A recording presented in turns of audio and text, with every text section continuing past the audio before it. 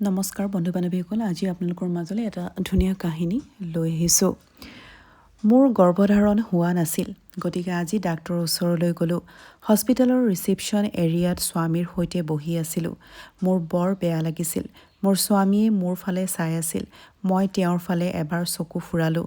এই চিকিৎসালয়খনত এজন পুৰুষ ডাক্তৰে ৰোগীৰ চিকিৎসা কৰা বুলি শুনি মোৰ বৰ অস্বস্তি অনুভৱ হৈছিল। এজন পুৰুষৰ ওচৰত এনে চিকিৎসা কেনেকৈ কৰোঁ? মই সেই বিভ্ৰান্তিৰ বলি হৈছিলোঁ। তেওঁ মোক কেনেধৰণৰ প্ৰশ্ন সুধিব নাজানো। তেওঁ কি ক'ব আৰু মই তেওঁক কেনেকৈ উত্তৰ দিব পাৰিম? আনকি মই মোৰ স্বামীক কৈছিলোঁ যে মোক এগৰাকী লেডী ডক্তৰৰ ওচৰলৈ চিকিৎসা কৰাওক, কিন্তু তেওঁ কৈছিল যে মই শুনিছোঁ যে এই ডাক্তৰজনৰ হাতত বহুত যাদু আছে। তেওঁ মোক ক'লে এতিয়ালৈকে তেওঁ চিকিৎসা কৰা কোনো মহিলাৰ চিকিৎসা কৰাত ব্যৰ্থ হোৱা নাই। যদিও মই বৰ চিন্তিত হৈ পৰিলোঁ। এই বিভ্ৰান্তিৰ মাজত মই আবদ্ধ হৈ পৰিলোঁ। এনেতে নাৰ্ছগৰাকীয়ে ৰিচিপশ্যন এৰিয়ালৈ আহি মমি কোন বুলি সুধিলে। মোৰ স্বামীয়ে কৈছিল তাই মোৰ পত্নী। মই অভিৰ হাতত ধৰিলোঁ। তেওঁ মোৰ লগত থিয় হৈ আছিল। যদিও নাৰ্ছে ক'লে যে ডাক্তৰে কেৱল ৰোগীক পৰীক্ষা কৰে আৰু ৰোগীক লৈ কাকো ভিতৰলৈ আহিবলৈ দিয়া নহয়। এই কথা শুনি মই আৰু বেছি নাৰ্ভাছ হ'বলৈ ধৰিলোঁ। মই বিচাৰিছিলোঁ অভি মোৰ লগত ডাক্তৰৰ ওচৰলৈ আহক। অভিয়ে মোৰ পৰা হাতখন মুক্ত কৰি মোক বুজাবলৈ ধৰিলে যে ভিতৰলৈ গৈ ডাক্তৰৰ সকলো কথা ভালকৈ শুনা আৰু সঠিক উত্তৰ দিয়া। আতংকিত হোৱাৰ প্ৰয়োজন নাই। যদিও বৰ চিন্তিত হৈ পৰিলোঁ। যিবোৰ কথা মই এগৰাকী লেডী ডাক্তৰৰ লগত কথা পাতিব পাৰিছিলোঁ, মই কোনো পুৰুষ ডাক্তৰৰ লগত কথা পাতিব পৰা নাছিলোঁ। মই বুজিব পৰাই নাছিলোঁ যে এজন পুৰুষ ডাক্তৰে প্ৰসূতি কক্ষত এগৰাকী মহিলাক চিকিৎসা কৰাটো কিমান সঠিক। আনহাতে ডাঙৰ চহৰত এইবোৰ কথা ভুল বুলি গণ্য কৰা নহয়। কিন্তু মই গাঁৱৰ আছিলোঁ। বিয়াৰ পিছত মই অভিৰ লগত চহৰত থাকিবলৈ আৰম্ভ কৰিলোঁ। যদিও মোৰ সম্পৰ্ক তেতিয়াও গাঁৱৰ লগতেই আছিল, গতিকে মই বৰ দ্বিধাবোধ কৰিছিলোঁ। সেই নাৰ্ছগৰাকীৰ লগত মই ডাক্তৰৰ কোঠালৈ গ'লোঁ। নাৰ্ছে মোক ডাক্তৰৰ কোঠাৰ ভিতৰলৈ লৈ গ'ল। মোৰ সন্মুখত ডাক্তৰজনক দেখি অলপ আচৰিত হ'লোঁ। মোৰ স্বামীয়ে তেওঁৰ বিষয়ে কৈছিল যে তেওঁ বৰ ভাল আৰু এজন পুৰণি ডাক্তৰ। আজিলৈকে তেওঁ অসফল হোৱাই নাই। মই ভাবোঁ ডাক্তৰজন যথেষ্ট বয়সীয়াল হ'ব, কিন্তু ইয়াত আছিল এই ডেকা ডাক্তৰজন। মোৰ স্বামীৰ সমান বয়সৰেই আছিল। মোক দেখি সি মোক আগৰ চকীখনত বহিবলৈ ইংগিত দিলে। মই তেওঁৰ সন্মুখত বহাৰ লগে লগে তেওঁ নাৰ্ছক কোঠাৰ পৰা ওলাই যাবলৈ ক'লে। ৰোগীক পৰীক্ষা কৰিব লাগিব। নাৰ্ছগৰাকীয়ে কোঠাটোৰ পৰা ওলাই যাবলৈ আৰম্ভ কৰাৰ লগে লগে ডাক্তৰে দুৱাৰখন ভালদৰে তলা মাৰিবলৈ ক'লে। এই কথা শুনি মোৰ হৃদয়খন আৰু অস্থিৰ হৈ পৰিল। নাৰ্ছে হাঁহি মাৰি দুৱাৰখন জপাই দিলে। প্ৰথমে ডাক্তৰে মোক মূৰৰ পৰা ভৰিলৈকে অতি সাৱধানে চালে। তাৰ পিছত তেওঁ মোক সোধা প্ৰশ্নটোত মই লাজতে ৰঙা চিঙা পৰিলোঁ। ডাক্তৰে সুধিলে, তোমাৰ বিয়াৰ কিমান বছৰ পাৰ হৈ গ'ল? মই ক'লোঁ 6 বছৰ। তাৰ পিছত তেওঁ সুধিলে যে আপুনি স্বামীৰ লগত যৌন সম্পৰ্ক স্থাপন কৰি সুখী হয়নে নহয়? সেই প্ৰশ্নৰ কি উত্তৰ দিব লাগে মই বুজিবই পৰা নাছিলোঁ। লাজৰ বাবে মোৰ চকু দুটা তললৈ নামি আহিছিল। ডাক্তৰে পৰৱৰ্তী প্ৰশ্নটো সুধিলে, কেতিয়াৰ পৰা গৰ্ভধাৰণৰ বাবে ঔষধ খাই আছা? মই ক'লোঁ যোৱা 2 বছৰৰ পৰা। ডাক্তৰে ক'লে ইয়াৰ আগতেই আপুনি গৰ্ভৱতী হৈছিল নেকি? মই ক'লোঁ যে মই বিয়াৰ এবছৰৰ পিছত গৰ্ভৱতী হ'লোঁ, কিন্তু সেই সন্তানটো জন্ম দিব পৰা নাছিলোঁ, কাৰণ সেই সন্তানটোৰ জন্মৰ আগতেই মৃত্যুৰ মুখত পৰিছিল। মই ইচ্ছাকৃতভাৱেই তেওঁৰ পৰা সত্যটো লুকুৱাই ৰাখিছিলোঁ। এই পৃথিৱীলৈ অহাৰ আগতেই মোৰ গৰ্ভত মোৰ প্ৰথম সন্তানক হত্যা কৰা হ'ল বুলি ডাক্তৰক ক'ব পৰা নাছিলোঁ। মোৰ কথা শুনি তেওঁ ক'লে ঠিক আছে। তাৰ পিছত তেওঁ ক'লে তুমি শুই দিয়া, মই তোমাক চেকআপ কৰিব বিচাৰোঁ। এই কথা শুনি মই থতমত খালোঁ। মই ক'লোঁ যে মই এনেকৈ আপোনাৰ পৰা চেকআপ কৰিব নোৱাৰোঁ। মোৰ কথা শুনাৰ পিছত অলপ সময় মোৰ ফালে চাই থাকিল। তাৰ পিছত হাঁহিবলৈ ধৰিলে আৰু ক'লে কিয়, কি হ'ল? আপুনি নাজানে নেকি যে আপুনি আপোনাৰ চিকিৎসা পুৰুষ ডক্তৰৰ ওচৰত কৰিবলৈ আহিছে? মোৰ এনে লাগিল যেন তেওঁৰ কথাত কিছু খং আছে। মই ক'লোঁ যে আপুনি ইয়াতো এগৰাকী লেডি ডাক্তৰ ৰাখিব লাগিছিল। তেওঁ ক'লে যে আপুনি মোক মোৰ ৰোগীক কেনেকৈ চাব লাগে আৰু কেনেকৈ নাচাব লাগে সেই বিষয়ে শিকাব। মই ইয়ালৈ অহা প্ৰতিগৰাকী মহিলাক পৰীক্ষা কৰি লওঁ। তেওঁলোকৰ কোনো এজনেই কেতিয়াও আপত্তি হোৱা নাছিল। যদি আপোনাৰ ইমানেই আপত্তি আছিল তেন্তে ইয়ালৈ অহা উচিতেই নাছিল। এতিয়া তুমি মোৰ সময় অপ্ৰয়োজনীয়ভাৱে নষ্ট কৰিছা। এই কথা কোৱাৰ লগে লগে ডাক্তৰে সন্মুখৰ টেবুলখনত ঘণ্টাটো বজাই দিলে আৰু নাৰ্ছজনী কোঠাটোৰ ভিতৰলৈ আহিল। হয়তো তাই দুৱাৰৰ বাহিৰত আছিল। তাইক ডাক্তৰে স্বামীক ভিতৰলৈ মাতিবলৈ ক'লে। অলপ পিছত অভি ভিতৰলৈ আহিল। তেওঁক চকীখনত বহিবলৈ ইংগিত দিলে আৰু ডাক্তৰে ক'লে যে তোমাৰ পত্নী মোৰ লগত একেবাৰে সহযোগিতা কৰিবলৈ সাজু নহয়। তাই কৈছে যে ইয়াত মই কিয় লেডি ডাক্তৰ ৰাখিব লাগিছিল। চাওক, যদি তেওঁ মোৰ দ্বাৰা চিকিৎসা কৰিবই নিবিচাৰিছিল তেতিয়াহ'লে তেওঁক মোৰ ওচৰত লৈ আহিবই নালাগিছিল। এই কথা শুনি অভিয়ে খঙৰ চকুৰে মোৰ ফালে চালে। ডাক্তৰে ক'লে যে আপুনি তাইক ঘূৰাই লৈ যাব পাৰে। প্ৰথমে আপুনি আপোনাৰ পত্নীৰ পৰা সিদ্ধান্ত লওক যে তাই মোৰ দ্বাৰা চিকিৎসা কৰিব বিচাৰিছে নে নাই বিচৰা। এই কথা শুনি অভিয়ে খঙেৰে মোক উঠিবলৈ ইংগিত দিলে। মই মনে মনে চকু দুটা তললৈ নমাই কোঠাটোৰ পৰা ওলাই আহিলোঁ। গোটেই বাটটো গাড়ী চলাই চলাই অভিয়ে মোক কৈ থাকিল যে যোৱা 6 বছৰ ধৰি মই তোমাক বহুত চিকিৎসা কৰি আহিছোঁ, কিন্তু তুমি গৰ্ভৱতীয়ে হ'ব পৰা নাই। সকলো ঠাইৰ পৰাই হতাশ হৈ পৰোঁ। এই চিকিৎসকে নিশ্চয়তা দিয়ে যে শিশু এটাক তেওঁৰ চিকিৎসাৰ দ্বাৰা নিশ্চিত কৰা হয়।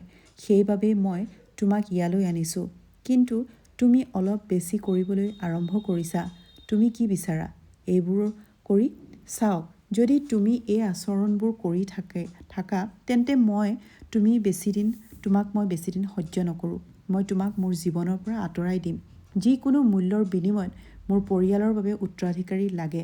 তুমি জানা মোক এটা সন্তানৰ বৰ প্ৰয়োজন। এই বছৰত মোক নিজৰ সন্তান লাগে। অভিৰ এই কথাবোৰ শুনি মই যন্ত্ৰণাত তেওঁৰ ফালে চালোঁ। মই ক'লোঁ, অভি, বিয়াৰ কেইমাহমানৰ পিছত গৰ্ভৱতী হ'লোঁ। সেই সময়ত মোক কিয় ইমান অত্যাচাৰ কৰিছিল?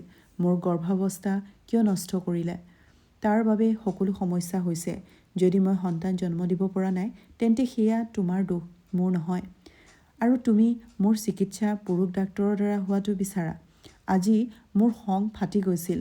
মই অভিক স্পষ্টকৈ কৈছিলোঁ যে মই নিজকে কোনো পুৰুষ ডাক্তৰৰ দ্বাৰা চিকিৎসা কৰাব নোৱাৰোঁ।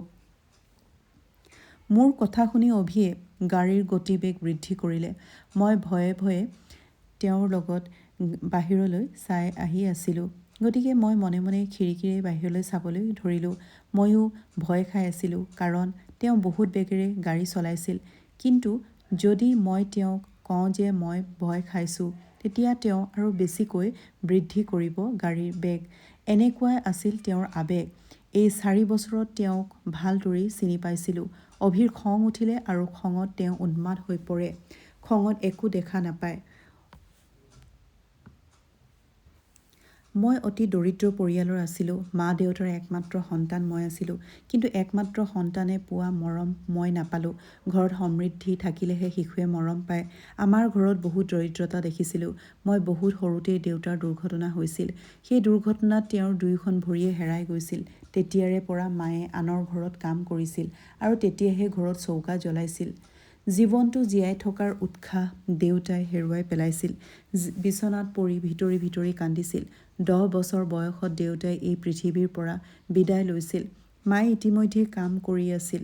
দেউতাৰ মৃত্যুৰ পিছতো কাম কৰিব লগা হৈছিল, কাৰণ এতিয়া উপাৰ্জন কৰিবলৈ কোনো নাই আৰু মায়ে উপাৰ্জন কৰি মোক ডাঙৰ দীঘল কৰিছিল।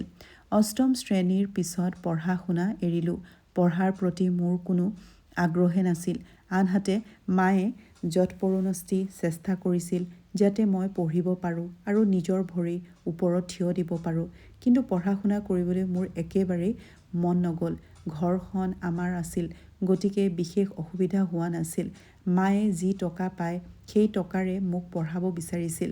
মোক বুজাই দিছিল যে শিক্ষা অবিহনে জীৱন একো নহয়। মায়ে কৈছিল যে মই মোৰ জীৱনটো কেনেবাকৈ কটালোঁ, কিন্তু মই তোমাক এটা সুখী জীৱন দিব বিচাৰোঁ। যদি তুমি শিক্ষা লাভ কৰা আৰু নিজৰ ভৰিৰে থিয় হোৱা আৰু কাৰো ওপৰত নিৰ্ভৰশীল নহ'বা। কিন্তু মোৰ কেতিয়াও পঢ়া শুনাৰ প্ৰতি আগ্ৰহে নাছিল। মা কামলৈ যোৱাৰ পিছত মই বন্ধুৰ লগত ওলাই গৈছিলোঁ। এতিয়া মায়ে মোক পঢ়া শুনাৰ বাবে আমনি কৰা বন্ধ কৰি দিছিল, কাৰণ বুজি পাইছিল যে মই এতিয়া পঢ়া নাই। এতিয়া জীৱনটো এনেকৈয়ে পাৰ হ'বলৈ ধৰিলে আৰু মোৰ বয়স হ'ল 22 বছৰ। মাৰ এজন বন্ধু আছিল, যিয়ে বিয়াৰ পিছত চহৰত থাকিবলৈ আৰম্ভ কৰিছিল।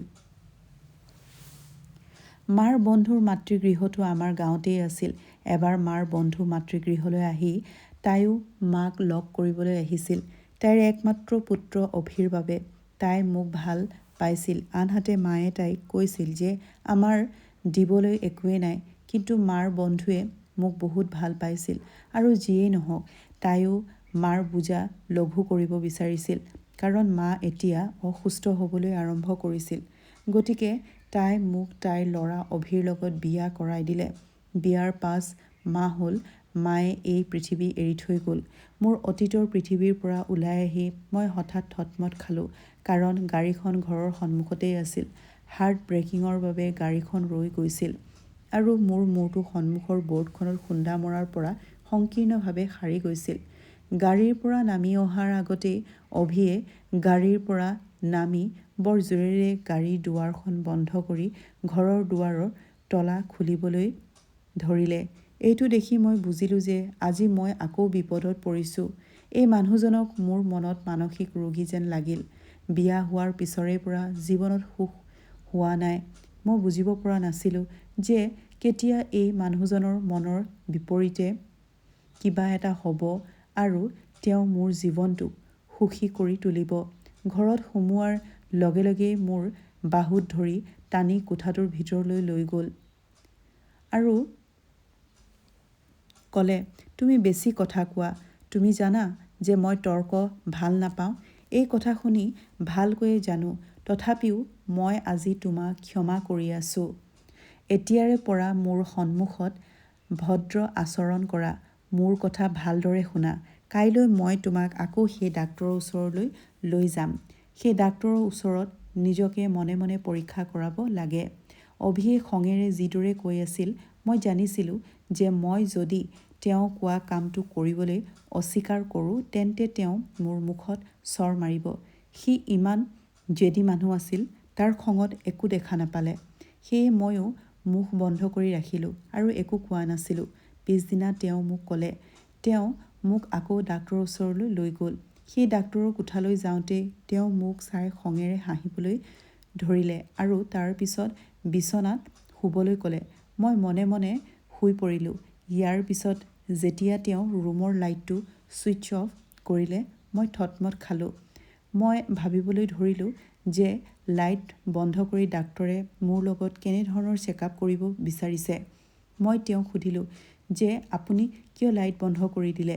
তেওঁ ক'লে যে এইটোৱেই মোৰ চিকিৎসাৰ একমাত্ৰ উপায়। এইদৰে কৈ ডাক্তৰজন মোৰ ওচৰলৈ আহিল। কোঠাটোত অলপ পোহৰ আছিল, সেইটো চাগে খিৰিকীৰ পৰা আহি আছিল। মোৰ হৃদয়খন বৰ অস্থিৰ হৈ পৰিলে। মোৰ হৃদয়খন বৰ বেগেৰে ধপধপাই আছিল। এতিয়া সি মোৰ বহুত ওচৰলৈ আহিছিল। মই অভিৰ লগত বিয়া হৈছিলোঁ।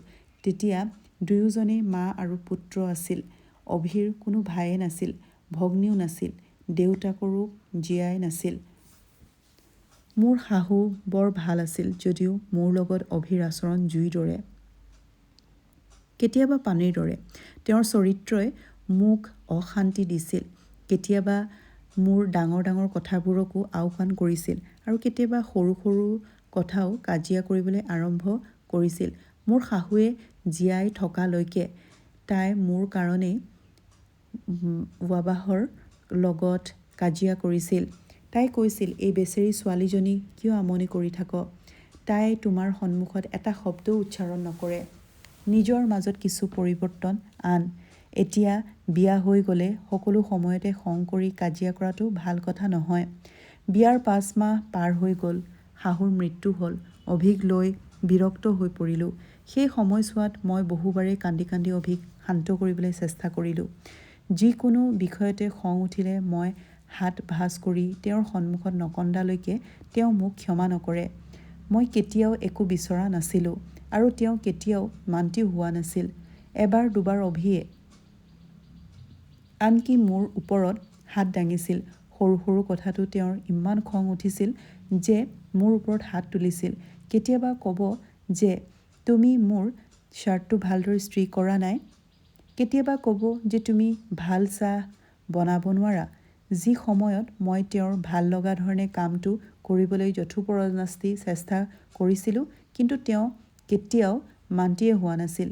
বিয়াৰ কেইমাহমানৰ পিছতেই যেতিয়া মই প্ৰথমবাৰৰ কাৰণে গৰ্ভৱতী হৈছিলোঁ, তেতিয়া তেওঁ মোৰ লগত যি ব্যৱহাৰ কৰিছিল, মোৰ আত্মা কঁপিছিল। গৰ্ভৱতী হোৱা সেই দিনটোত মোৰ স্বাস্থ্য অলপ বেয়া আছিল। সেয়ে শাহুৱে মোক মোৰ ঘৰৰ ওচৰৰ চিকিৎসালয় এখনৰ ডাক্তৰৰ ওচৰলৈ লৈ গ'ল। ডাক্তৰে মোৰ টেষ্ট কৰি গৰ্ভৱতী হোৱাৰ ভাল খবৰটো ক'লে। ময়ো এই খবৰটো শুনি বৰ আনন্দিত হৈ পৰিলোঁ। সম্ভৱ আছিল যেতিয়া অভিয়ে এই খবৰটো গম পাব, তেতিয়া তেওঁ মৰম কৰি মোৰ যত্ন ল'বলৈ আৰম্ভ কৰিব। কিন্তু এইটো মোৰ ভুল বুজাবুজি আছিল। মোৰ শাহুৱে অভিক এই খবৰ দিয়াৰ লগে লগে তেওঁৰ খং উঠিছিল। খঙত তেওঁৰ চকু দুটা ৰঙা পৰিবলৈ ধৰিলে। মোৰ এনে লাগিলে যেন সি নিজাববীয়াকৈ আছে। খংটো সহ্য কৰি হৃদয়ত খংটো দমন কৰি আছিলোঁ। এই কথা শুনি মোৰ বৰ ভয় লাগিল। এই খবৰটো শুনি কিয় খং উঠিল মই বুজিবই পৰা নাছিলোঁ। এইটো আছিল সুখৰ কথা। সেই নিশা যেতিয়া মই কোঠাটোলৈ আহিছিলোঁ, তেতিয়া তেওঁ বহুত চিগাৰেট খাই আছিল। গোটেই কোঠাটো ধোঁৱাৰে ভৰি পৰিছিল। যেতিয়া মই টেবুলৰ কাষলৈ চাইছিলোঁ, তেতিয়া নুমাই যোৱা চিগাৰেটৰ টুকুৰাবোৰে ভৰি আছিল। তেওঁ মোক কোঠাটোত আহি থকা দেখি ক'লে, আমাৰ বিয়া হোৱাৰ মাত্ৰ কেইমাহমান হ'ল আৰু আপুনি এটা সন্তান জন্ম দিব বিচাৰে। তুমি গাঁৱৰ অজ্ঞান মহিলা। জীৱনটো উপভোগ কৰাৰ কিবা এটা উপায় শিকা। মই নিবিচাৰোঁ। এটি সন্তানৰ দায়িত্বৰ বোজা এতিয়াৰে পৰাই মই ল'ম। মই থতমত খালোঁ। তেওঁৰ মুখৰ পৰা এই সকলোবোৰ শুনি ময়ো ক'লোঁ, এইটো ভগৱানৰ উপহাৰ আৰু ইয়াত ভগৱানৰ ইচ্ছাও অন্তৰ্ভুক্ত। তেওঁ নিবিচৰা হ'লে সেয়া হ'ব নোৱাৰে। মোৰ কথা শুনাৰ পিছত তেওঁ ক'লে, মোৰ সন্তান জন্ম হ'ব কেৱল মই ক'লেহে। ই ভগৱানৰ ইচ্ছা নহয়। যেতিয়া মই বিচাৰোঁ তেতিয়াই মোৰ সন্তানটো এই পৃথিৱীত আহিব আৰু যেতিয়া মই নিবিচাৰোঁ তেতিয়া কোনেও তেওঁক এই পৃথিৱীত আনিব নোৱাৰে। অভিৰ মুখৰ পৰা এনেবোৰ কথা শুনি মোৰ বৰ বেয়া লাগিল। তেওঁ ক'লে, মই এতিয়াই কোনো সন্তান নিবিচাৰোঁ। মোৰ 2 বছৰ উপভোগ কৰিব বিচাৰোঁ। কাইলৈ মই তোমাক হস্পিটেললৈ লৈ যাম আৰু তোমাৰ গৰ্ভপাত কৰাই আনিম। এই কথা শুনাৰ পিছত মই হঠাতেই অভিৰ ফালে চালোঁ। মই ক'লোঁ, অভি, মই এইবোৰ নকৰোঁ। এইটো এটা অপৰাধ যে শিশুটি এই পৃথিৱীলৈ অহা নাই। সেই শিশুটিৰ প্ৰাণ এই পৃথিৱীলৈ অহাৰ আগতেই মই কেনেকৈ ল'ম? মোৰ এই সন্তানটো জন্ম দিবলৈ মন গৈছে। অভিয়ে খঙেৰে ক'লে, তুমি কোন এই সিদ্ধান্ত ল'বলৈ? মোৰ সন্তান মই সিদ্ধান্ত ল'ম। মই তাক এতিয়াই এই পৃথিৱীলৈ আনিব নিবিচাৰোঁ। এইখিনি কোৱাৰ পিছত সি লাইটটো বন্ধ কৰি শুই থাকিল। গোটেই ৰাতিটো শুব পৰা নাছিলোঁ। অভিয়ে এতিয়া কি কৰিব নাজানো। ৰাতিপুৱা অভি সাৰ পোৱাৰ আগতেই মই উঠি কোঠাটোৰ পৰা ওলাই আহিলোঁ। মই গৈ মোৰ সকলো কথা শাহুক ক'লোঁ। অভিয়ে কোঠাৰ পৰা ওলাই আহি মোক হস্পিটেললৈ ওলাবলৈ ক'লে। তাৰ পিছত মোৰ শাহুৱে ক'লে, অভি, তাই ক'লৈকো নাযায় আৰু সাৱধান। যদি আপুনি শিশুটিক হত্যা কৰাৰ কথা ভাবিছে। তেতিয়া অভিয়ে খঙেৰে মোৰ ফালে চালে। মই ভয় খাই মোৰ শাহুৰ আঁৰত লুকাই থাকিলোঁ। তেওঁ মোৰ ফালে খঙেৰে চাই ওলাই গ'ল। তেওঁ 3 দিন ঘৰলৈ নাহিল। এতিয়া মই চিন্তা কৰিবলৈ আৰম্ভ কৰিলোঁ। অভি খঙত অন্ধ হৈ পৰিছিল। সি যিকোনো কামেই কৰিব। মোৰ শাহুৱে মোক একো কোৱা নাছিল, কিন্তু তাইও চিন্তিত যেনেই লাগিছিল। 3 দিনৰ পিছত অভি আহিছিল। তেতিয়াও তাৰ চকু দুটা খঙত ৰঙা হৈ পৰিছিল। মই তাৰ কাৰণে খাদ্য আনিছিলোঁ। সি প্লেটখন তুলি লৈ মাটিত পেলাই দিছিল। সি ক'বলৈ ধৰিলে, মোৰ দৃষ্টিৰ পৰা আঁতৰি যা, মই তোমাক মোৰ মৰম নিদিওঁ, মুখখনো দেখুৱাব নালাগে। মোৰ শাহুৱে এই গোটেই নাটকখন চাই আছিল আৰু মোক মোৰ ৰুমলৈ যাবলৈ ক'বলৈ ধৰিলে। মোৰ কোঠালৈ গৈ কান্দিবলৈ ধৰিলোঁ। মোৰ শাহুৱে অভিক বৰ মৰমেৰে বুজাই আছিল, কিন্তু সি সম্পূৰ্ণ নিমাত হৈয়ে আছিল। তাৰ মৌনতাৰ অৰ্থ মই জানিছিলোঁ। মই ভাবিছিলোঁ যে এতিয়া তেওঁৰ কথাত আপত্তি নকৰোঁ। তেওঁ তাৰ সন্তান, তেওঁ মোক জীয়াই ৰাখক বা মাৰিয়ে পেলাওক, মই অভিৰ লগত জীৱন কটাবই লাগিব।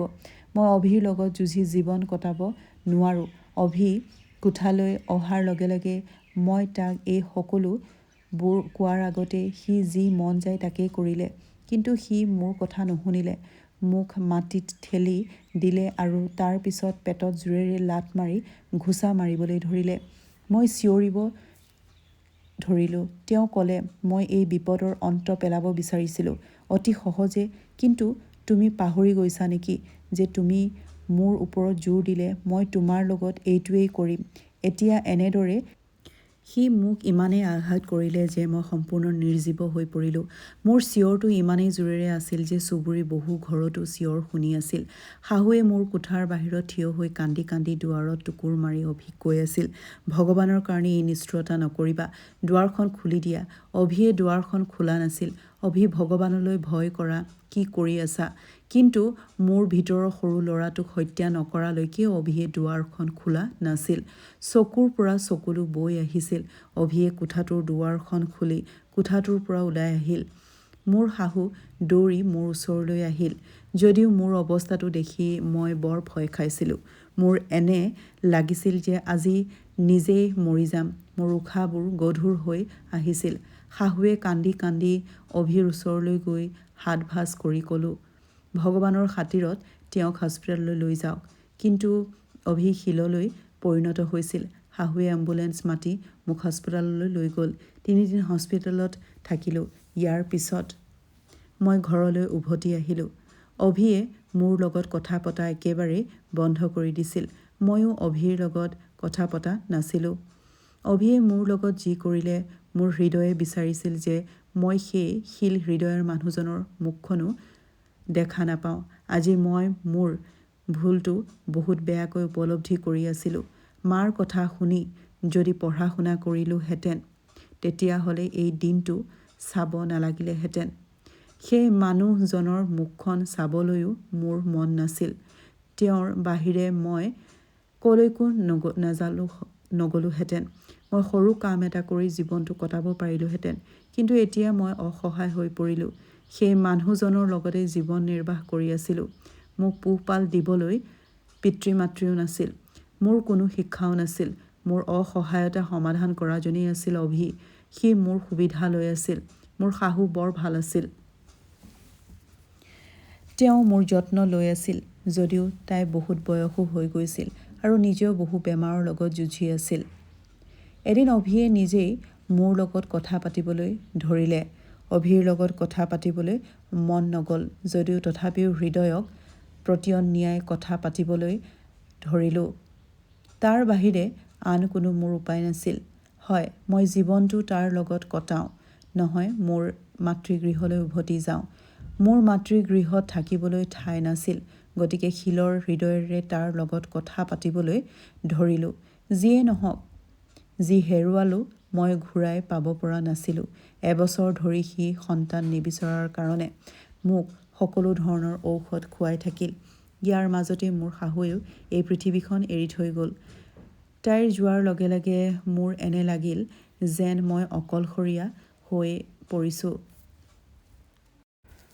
গতিকে শিলৰ হৃদয়েৰে তাৰ লগত কথা পাতিবলৈ ধৰিলোঁ। যিয়ে নহওক, যি হেৰুৱালোঁ মই ঘূৰাই পাব পৰা নাছিলোঁ। এবছৰ ধৰি সি সন্তান নিবিচৰাৰ কাৰণে মোক সকলো ধৰণৰ ঔষধ খুৱাই থাকিল। ইয়াৰ মাজতে মোৰ শাহুৱেও এই পৃথিৱীখন এৰি থৈ গ'ল। তাইৰ যোৱাৰ লগে লগে মোৰ এনে লাগিল যেন মই অকলশৰীয়া হৈ পৰিলোঁ। তাই তাত থকাৰ বাবে মোৰ সাহস আছিল আৰু অভি যেন মুক্ত হৈছিল। কাৰণ আগতে মাকৰ সন্মুখত মৃদুকৈ কথা পাতিছিল, কিন্তু এতিয়া মুক্ত হ'ল। এতিয়া প্ৰায় প্ৰতিদিনেই মোৰ ওপৰত হাত দাঙিছিল, কেতিয়াবা চিঞৰিছিল, কেতিয়াবা বাচন বৰ্তন দলিয়াইছিল। তাৰ পিছত এদিন তেওঁ মোক ক'লে যে এতিয়া তেওঁক এটা সন্তান লাগে।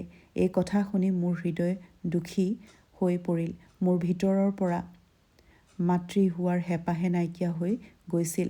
তেওঁ যেতিয়া সন্তান বিচাৰিছিল তাৰ পিছত তেওঁ মোক ঔষধ দিয়া বন্ধ কৰিলে। কিন্তু তথাপিও মই গৰ্ভধাৰণ কৰিব পৰা নাছিলোঁ আৰু এবছৰ পাৰ হৈ গৈছিল। তাৰ পিছত সি মোক এগৰাকী লেডী ডাক্তৰৰ ওচৰলৈ লৈ গ'ল। লেডী ডাক্তৰে ক'লে যে গৰ্ভাৱস্থাত আপোনাৰ কিছু সমস্যা হৈছে, যাৰ কাৰণে আপুনি কেতিয়াও মাতৃ হ'ব নোৱাৰিব। মোৰ স্বামীয়ে মোক বহুত অত্যাচাৰ কৰিছিল আৰু বহুত গালি গালাজো কৰিছিল। হয়তো সেইবাবে ভগৱানে মোৰ পৰা এই সুখ কাঢ়ি লৈ গৈছিল। তাৰ পিছত সি কিয় সন্তান বিচাৰিছিল তাৰ গোপন কথাও জানিব পাৰিলোঁ। আচলতে মোৰ শাহুৱে অভিৰ সলনি নাতি বা নাতিয়েকৰ নামত নিজৰ সকলো সম্পত্তি এৰি থৈ গৈছিল। গতিকে আমাৰ যি সন্তান হ'ব তেওঁ হ'ব সকলো সা সম্পত্তিৰ প্ৰকৃত মালিক। যেতিয়ালৈকে অভিৰ কোনো সন্তান নাথাকে তেতিয়ালৈকে সকলো সম্পত্তি চৰকাৰৰ দখলত থাকিব। অভিক মাত্ৰ কিছু খৰচহে দিয়া হৈছিল। খঙত এদিন কাজিয়া কৰি থাকোঁতে সি মোক এই কথা ক'লে আৰু মই বুজিলোঁ যে তেওঁৰ ল'ৰা ছোৱালীৰ প্ৰতি আগ্ৰহ নাই। তেওঁ কেৱল সেই সম্পত্তি বিচাৰিছিল যিটো মাকে তাৰ ভৱিষ্যত সন্তানৰ নামত এৰি থৈ গৈছিল। আৰু তাৰ পিছত তেওঁ যেতিয়া ডাক্তৰৰ বিষয়ে জানিবলৈ আহিল তেতিয়া তেওঁ মোক তেওঁৰ ওচৰলৈ লৈ গ'ল। আন্ধাৰ কোঠাটোত ডাক্তৰ আহি মোৰ ওচৰলৈ বেজী এটা দিলে, যাৰ কাৰণে মই অচেতন হৈ পৰিলোঁ। কিমান দিন মই অচেতন হৈ থাকিলোঁ নাজানো, কিন্তু চেতনা ঘূৰাই পোৱাৰ পিছত মই সেই চিকিৎসালয়ৰ ব্যক্তিগত কোঠা এটাত আছিলোঁ। হাতত চেলাইন এটা লাগি আছিল। মোৰ ঔষধ খাব লগা হ'ল। মোৰ শৰীৰটো বৰ নিৰ্জীৱ যেন লাগিছিল যদিও একো মনত পৰা নাছিল।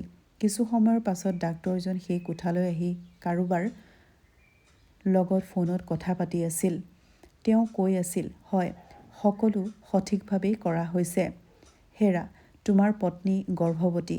এই কথা শুনি মোৰ মনটো বেমূৰত পৰিল। কাৰণ মই এই হস্পিটেলত কিমান দিন আছিলোঁ আৰু কিমান দিন অচেতন হৈ আছিলোঁ আৰু মোৰ কি হৈছিল মোৰ একো মনত পৰা নাছিল। কাৰণ মোৰ কি হৈছিল, অচেতন অৱস্থাত মই গৰ্ভৱতী হৈছিলোঁ। ইটোৰ পিছত সিটো প্ৰশ্ন মোৰ মনত ঘূৰি ফুৰিবলৈ ধৰিলে। সেই ডাক্তৰে মোক সচেতন হোৱা দেখি হাঁহিবলৈ ধৰিলে আৰু ক'লে, এতিয়া কেনে লাগিছে? আপুনি ঠিকেই আছেনে? মই খঙেৰে তেওঁৰ ফালে চালোঁ। মই ক'লোঁ, আপুনি এইমাত্ৰ কাৰ কথা ক'লে? কোন গৰ্ভৱতী হৈ আছে? ডাক্তৰে মোৰ কথা শুনি হাঁহিবলৈ ধৰিলে আৰু ক'লে, এতিয়া কেনে লাগিছে? আপুনি ঠিকেই আছেনে? মই খঙেৰে তেওঁৰ ফালে চালোঁ। মই ক'লোঁ, আপুনি এইমাত্ৰ কাৰ কথা পাতিলে? কোন গৰ্ভৱতী হৈ আছে? ডাক্তৰে মোৰ কথা শুনি হাঁহিবলৈ ধৰিলে আৰু ক'লে, মই কেৱল তোমাৰ চিকিৎসা কৰি আছিলোঁ। তোমাৰ স্বামীৰ অনুমতি লৈ মই তোমাৰ চিকিৎসা কৰিলোঁ। মই ক'লোঁ, কেতিয়াৰ পৰা মই অচেতন হৈ আছোঁ? মোৰ কি হ'ল কোৱাচোন? কাৰণ লেডী ডাক্তৰে ইতিমধ্যে মোক কৈছিল যে মই কেতিয়াও মাতৃ হ'ব নোৱাৰোঁ। তেওঁ ক'লে, তুমি মাত্ৰ 3 দিনহে অচেতন হৈ আছা। আমি আপোনাৰ আভ্যন্তৰীণ অংগবোৰৰ চিকিৎসা কৰিলোঁ। হয়, আপোনাৰ স্বামীয়ে সন্তান বিচাৰিছিল আৰু স্বাভাৱিকভাৱে সন্তান জন্ম দিয়াটো কঠিন যেন লাগিছে। গতিকে এই সকলোবোৰ কৰা হৈছিল আৰু আপোনাৰ স্বামীয়ে যি বিচাৰিছিল সেয়া হৈছিল।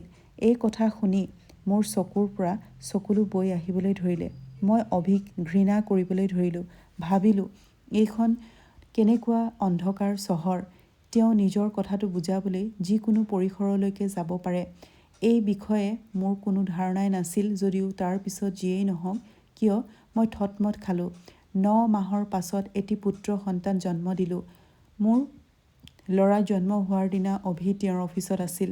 ডাক্তৰে যেতিয়া ফোনত খবৰটো ক'লে তেতিয়া তেওঁ তীব্ৰ বেগেৰে গাড়ী চলাই চিকিৎসালয়লৈ গৈ আছিল। বাটতে এটা দুৰ্ঘটনাৰ সন্মুখীন হ'ল। 1 মিনিটৰ বাবেও তেওঁ শিশুটিক দেখাৰ সুযোগ নাপালে। থিতাতে তেওঁৰ মৃত্যু হয়। তেওঁৰ মৃত্যুত মোৰ কোনো আক্ষেপ নাছিল। আগতে যি ধৰণৰ কথা কৈছিল, তেওঁ নিজকে ভগৱানৰ ওপৰত ভাবিবলৈ ধৰিলে। ঈশ্বৰে এনে মানুহক একেবাৰে ভাল নাপায়। কাৰণ জীৱন আৰু মৃত্যুৰ ওপৰত কেৱল ঈশ্বৰৰ অধিকাৰ থাকে। তেওঁ একে ধৰণৰ দাবী কৰি আছিল। তেওঁ যেতিয়াই মন যায় শিশু এটাক পৃথিৱীলৈ আনিব পাৰে আৰু যেতিয়াই মন যায় হত্যা কৰিব পাৰে। কিন্তু তেওঁ নাজানিছিল যে ঈশ্বৰ এজন মানুহতকৈও ডাঙৰ। তেওঁৰ ইচ্ছাৰ অবিহনে এটা পাতো লৰচৰ কৰিব নোৱাৰে। মই মোৰ ল'ৰাটোক চুমা খাই সাৱটি ধৰিলোঁ। অভিৰ মৃতদেহ ঘৰলৈ অনা নহ'ল। তেওঁকো সমাধিস্থলীত কৰা হৈছিল। যদিও মোৰ চকু দুটা ডাঙৰ হৈ আছিল, চকুৰ পৰা এটাও চকুলো ওলাই অহা নাছিল। সকলোৱে ভাবিছিল যে অভিৰ মৃত্যুত মই থতমত খালোঁ। সেইবাবেই মোৰ চকুৰ পৰা চকুলো ওলাই নাহিল। কিন্তু মই একেবাৰে থতমত খোৱা নাছিলোঁ। অভিৰ বিদায়ত মোৰ দুখ নাছিল। তেওঁ যোৱাৰ পিছত লাহে লাহে জীৱনটো ট্ৰেকত আহিবলৈ ধৰিলে। মই মোৰ সন্তানক ডাঙৰ দীঘল কৰাত দিনে নিশাই মোৰ সকলো কষ্ট কৰিছিলোঁ। মৃত্যুৰ আগতে শাহুৱেকে নিজৰ সকলো সম্পত্তি নাতিৰ হাতত এৰি থৈ গৈছিল। এতিয়া মই পুত্ৰক নিজৰ জীৱনৰ উদ্দেশ্য কৰি লৈছিলোঁ। ধন্যবাদ। বন্ধু বান্ধৱীসকল, কাহিনীটো শুনি কেনেকুৱা পালে কমেণ্ট কৰি জনাব আৰু ভাল লাগিলে লাইক এটা কৰি দিব। আৰু মোৰ চেনেলটো এতিয়ালৈকে যদি আপোনালোকে ছাবস্ক্ৰাইব কৰা নাই, প্লিজ মোৰ চেনেলটো ছাবস্ক্ৰাইব কৰি দিব। আজিলৈ আহোঁ। ধন্যবাদ।